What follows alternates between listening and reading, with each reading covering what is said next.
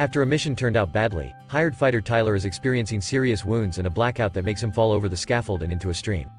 Everybody believes he's dead, however the flows convey his body to a shore where he's found by a young lady that quickly calls for help.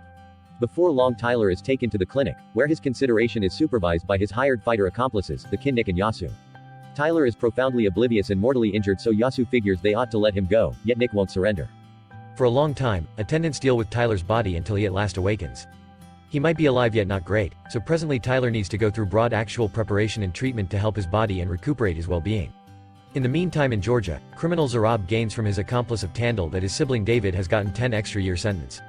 Zarab reaches out to the governor, who is the one to sign the sentence, and the governor tells that the Americans have areas of strength for him and that there is little he can do. Zarab then, at that point, shares the narrative of his long-lasting obligation to safeguard his sibling even against their oppressive dad, and the governor answers, by promising to move David to an American jail. This isn't generally welcomed by Zarab, who reminds the governor that he was the one to place him in power prior to killing him. A battle follows with Zarab's men taking out the governor's men, and Zarab discards the lead governor's body in a grave that they had proactively arranged for him. Back to Tyler, the kin come to get him to take him to Austria, where they've arranged a mystery lodge in the timberland with his possessions and his beloved dog. Tyler can at long last resign in harmony, however before leaving, Nick gives him a container for certain extraordinary recollections. From that point on, Tyler adheres to an ordinary everyday practice and partakes in the effortlessness of sitting in front of the television, fishing, and getting food. One night, he at last opens the case and cries, when he tracks down every old letters, recordings, of his now dead child. His kid had been debilitated, and Tyler sought to go to battle, before the youngster passed on, so his wife separated from him, for leaving them at the most awful times. Meanwhile, Zarab's sibling David is watching a jail battle, however he can't appreciate it since he's stressed over his new sentence and the outcomes. In a little while, he's brought together, with his wife Ketavan and their kids Sandro and Nina, who will be caught in jail with him. Ketavan is stressed over the kid's childhood in such a spot, yet David demands that Sandro should grow up under troublesome circumstances to become strong. Ketavan objects, since she doesn't believe her kids should become hooligans as well, and David slaps her, as he expresses that he can bring up the youngsters without anyone else, suggesting he can get rid of her whenever he wants. After David leaves, Ketavan begins sobbing uncontrollably and Sandro awakens to reassure her. In a little while, Tyler is getting back to his lodge, when he finds a man called Alcott, sitting tight for him. He knows this area, and he also knows about Tyler's character and profession. Tyler takes shots at a mug, to frighten him, but Alcott doesn't jump and uncovers they share same supervisors, intents, and purpose. Alcott is here with another mission. It turns out, Ketavan is the sister of Tyler's ex-wife Mia, and he should save her and the children in jail. David and Zarab have a place with an exceptionally ferocious gang called Nagazi, and the siblings are savage, since they grew up during their nation conflict. So they figured out how to become tough as youngsters. The posse thinks about one another family, so they'll successfully safeguard what they think are theirs. Tyler quickly acknowledges and calls Nick and Yasu to get their assistance. A while later, Tyler starts preparing to return his body to shape, utilizing exemplary activities, methods, like moving rocks and tossing tomahawks to cut wood. When Tyler is prepared, he and the kins travel to the jail in Georgia, where a gatekeeper is paid off, has denoted the correct way, by drawings on the walls, and switching off the cameras. The group stand by outside, while Tyler enters, and the watchman tells him that door 207 is open, before putting out lights, giving him 5 minutes to extricate the family. Cautiously and utilizing a light to find the little checks, Tyler sneaks around and advances to the family's cell, where Ketavan was, anticipating him. She awakens her kids, and when Sandro asks some information about his father, Ketavan lets him know he'll go along with them later. As they are out, Nina unfortunately drops her toy, which makes a loud sound. Tyler steps on it, obliterate it. However, David awakens, and when he sees his family leaving, he whistles as a sign, so every one of the detainees that are faithful to him emerge as a mob. The gathering takes off and uses the stairwell, where Tyler needs to break and gate lock, to arrive at an unwanted hall. Sadly they end up in a cell, encompassed by different detainees, and a fight follows. Tyler fought a couple of men, and is compelled to shoot, and asks them to step back. Then he puts a bomb to explode the entryway, which saves them, before the detainees attempt to go after them again. The mob continues to run, and fight happening all over. Tyler finds an underground hall, and approaches a chute on the roof, through which they push the youngsters to head outside and meet with Nick. Anyway, before Tyler and Ketavan can climb as well, David appears, and goes after them. Ketavan is immediately wrecked, yet Tyler draws in David in a wild fight, during which Tyler hits David's face against the heater, breaks his hand, and kills him by stabbing him. Ketavan likewise hits him with a digging tool just to seek a retribution. At that point, a lot of detainees show up toward the end of the hall, so Tyler advises Nick to take the children, while he searches for another exit. When the kin remove the children in vans, the police emerge to the normal yard, beginning a horrendous battle against the revolting detainees. As men start passing out of control, Ketavan and Tyler turn out in the yard as well, and choose to fight their way out. At first, Tyler figures out how to ward individuals off with his weapon, yet in the end he runs out of shots, and needs to combat hand-to-hand, which gets him injured. Ketavan attempts to assist, with a digging tool, but soon she's wrecked and everybody tries to snatch her. Tyler fights to different folks simultaneously, to get them off her, and when it turns out to be excessively, he turns over her to safeguard her and tosses a grenade. As he stands up, Tyler is hit on the head, and it leaves him dizzy for a couple of moments, permitting a detainee to take Ketavan. Luckily, Tyler wakes up quickly, and pursues them, warding off a couple of police, and taking their safeguards, to shield himself from the recently lit fire. Tyler punches and kicks a couple of men away, lastly, arrives at Ketavan, killing the detainee, before he can exploit her. Then, a secondary passage opens, Nick and her kin at last take them out. He has cautions them, that they block Nogazi radio, and realize they're coming after them. The gathering leaves in the bulletproof vans, and in the wake of exploding the front gate, they hurry away, as Tyler trains the kids to wear armor carriers, and conceal under the secondary lounges. At that point, they experience the Nogazi troopers, who open fire on them. A pursuit results. Nick and her men shoot back and prompt different vehicles to get off the street, yet in the event Tyler actually takes their vehicle through the timberland. Nogazi vehicles continue to pursue them, yet in addition, a few fighters show up on bike, who toss explosives at the vans, to dispose of Nick's men. Just Tyler's and Scratch's vans are left, and they figure out how to run over the bikers, with a couple of insane moves, yet soon a blast hits Tyler's vehicle, and makes it flip. The hired soldiers give cover, while the family leaves the vehicle, yet Nina's hand gets injured, simultaneously. The group enters a closed industrial facility, and goes through it, to then board a train, that will ship them out of Georgia. As the train goes, more Nogazi fighters appear in helicopters, so Tyler searches for the additional weapons. The train conveys and counterattacks.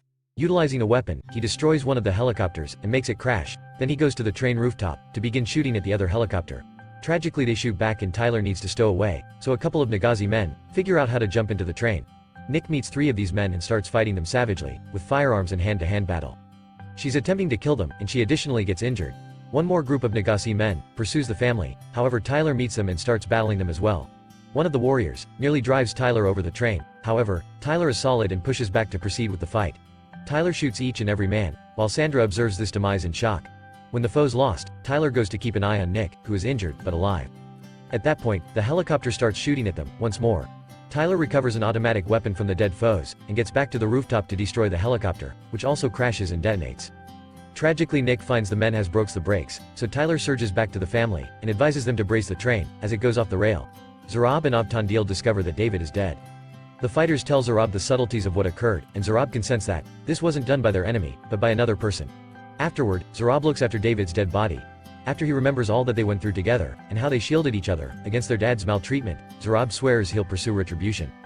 Back to the group, they've all figured out how to endure the accident, and as they take off, Sandro continues to request for his dad. At the point, when he at last is informed he's dead, he becomes angry with his mom and Tyler. Minutes after, the gathering gets away on a boat, then fly. Yasu reaches out to certain individual, who will counterfeit new papers for themselves, and leaves his telephone on a table. So Sandro takes it. He then takes it to the washroom, where he calls Zarab, tell everything. Zarab controls the youngster, and lets him know, Ketavan is the reprobate here, provoking Sandro, to let him know, where they are going.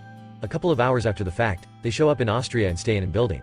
While the ladies deal with Nina and Yaz, orchestrates their next getaway, Sandro goes up against Tyler. He says that David had placed them in jail to safeguard them from rival posses, and when Tyler brings up that David really needed to kill Ketavan, Sandro affronts him by reminding him that Tyler was never there for his own child. In the interim, Zarab accumulates a lot of Nogazi fighters, and reminds them to the significance of safeguarding family, making everyone swear retribution on their lives. Obtandil is troubled about this, calling attention to that Zarab is squandering valuable, lives in trivial vengeance, however Zarab disregards him.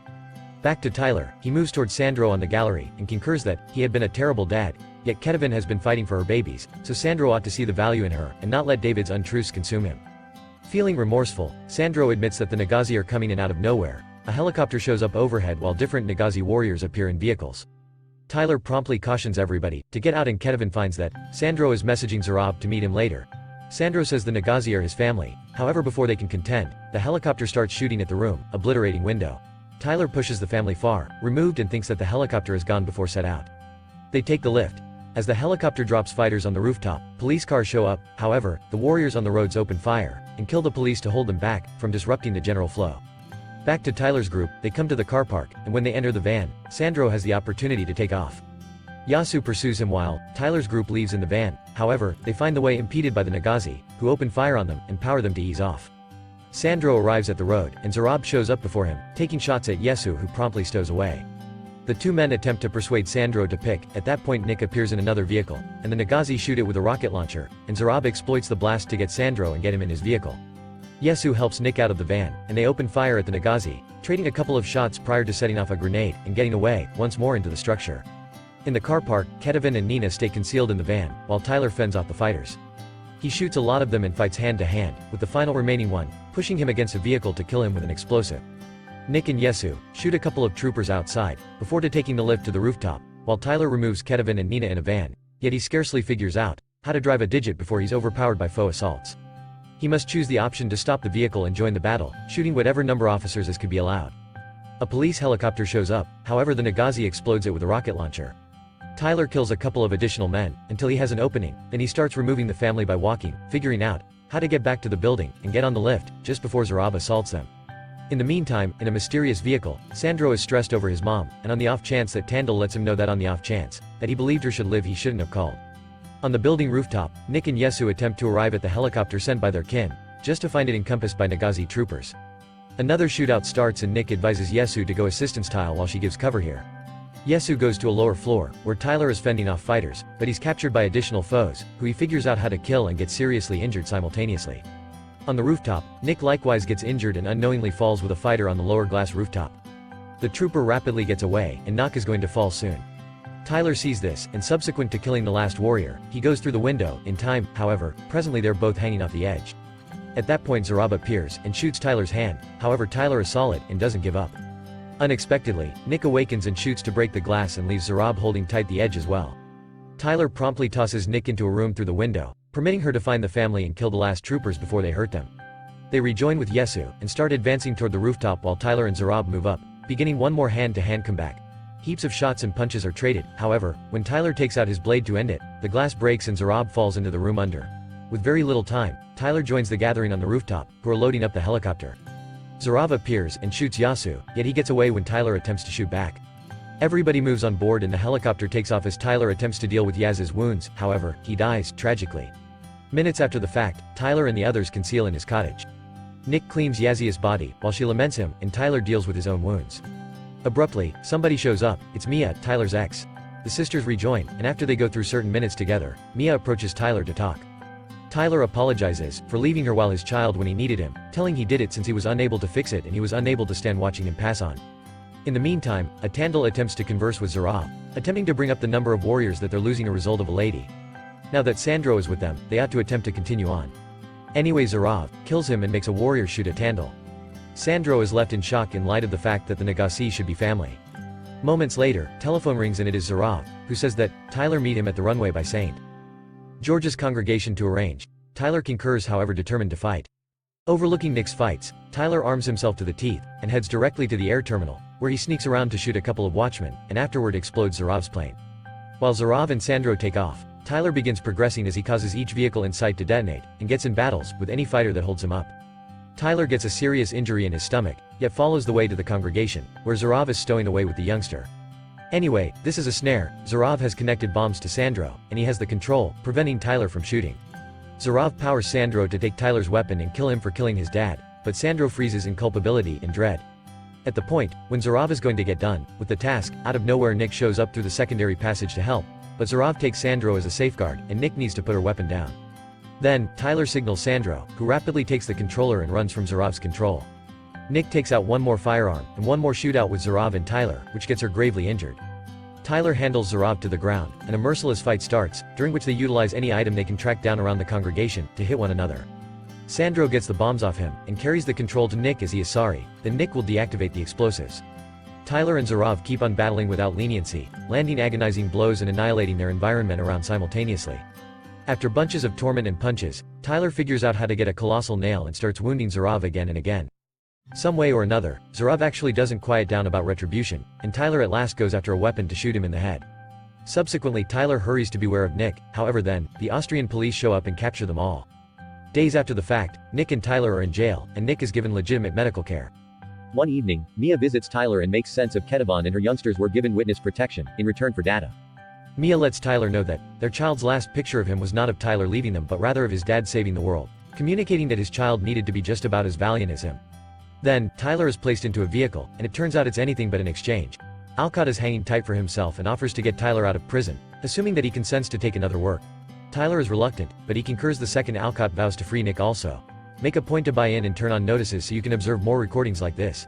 Thanks for watching.